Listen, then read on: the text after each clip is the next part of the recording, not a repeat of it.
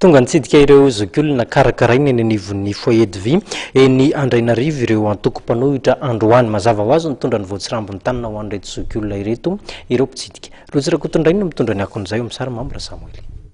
Toy ny fanao ny antoko Front des opposants pour la libération de Madagascar isam-bolana dia tonga nitsidika sy nitondra fanomezana ary koa fanampiana ho an'ireo zokiolona izay raisina tanana eny anivon'ny Foyer de vie eny Andrainarivo ireo mpikambana ao amin'ity antoko ity. Efa natomboka ny fahavalon'ny volana Martsa lasa teo ny fitsidiana ary indrindra ny fanampiana ireo zokiolona eny amin'ny Foyer de vie eny Andrainarivo ary nanomboka teo dia nitohizina isam-bolana izany fitsidiana izany. Natongavany tetoko dia matetika tokoa izy no tonga aty ary tsy mahafoy tanteraka mihitsy any ray aman-dreny ataon'ny Foyer de vie. Betsaka ihany aloha vahiny hatramin'izay izay namanky teto fa ny vitany madamo Lalatina dia tsy mbola nisy to satria matetika loatra.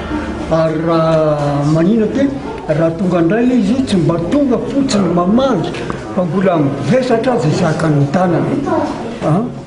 Araka ny rahantsika malala ny krizy mamela amin'izao fotoana zao ny firenena sarotra ny fiainana kanefa zany akory tsy namafy tanana any madamo Lalatina fa vokatry n'le fitiavana ao am-pony naporisika azy nitondra zavatra ho anay isaky nitonga.